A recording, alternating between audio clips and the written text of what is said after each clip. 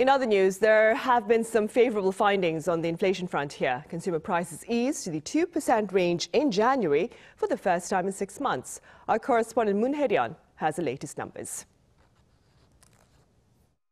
Inflation in South Korea eased back into the 2% range for the first time in 6 months, despite soaring prices of fresh produce.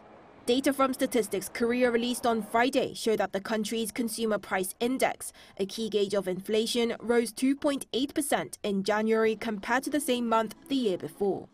It's the third month in a row that year-on-year growth of CPI has seen a decline.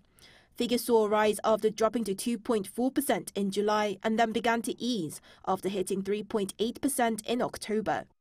Core inflation, excluding volatile food and energy prices, came to 2.5%, while the index measuring 144 daily necessities rose 3.4%. Prices of fresh produce have continued to climb due to poor weather conditions throughout the latter half of last year, with the rise in prices for agricultural goods remaining in the 15% range for 2 months straight. Fruit prices in particular saw the largest hike at just under 27%.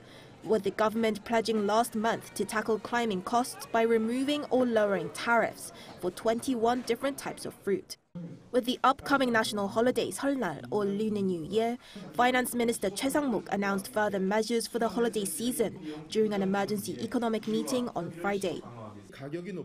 We will invest an additional 10 billion Korean won to stabilize prices of expensive fruits such as apples and pears, and prepare for possible supply instability by increasing cultivation of apples and pears by 8,000 tons this year. Transport costs, however, fell by 0.3% compared to January 2023, continuing the trend of on-year decline since November last year. With the introduction of the climate card last weekend, which allows limitless public transport access in the capital Seoul, and plans to implement another type of public transport discount card called the K-Pass in May, the government hopes to lower transport fees even further. Moon Hye-ryeon, Arirang News.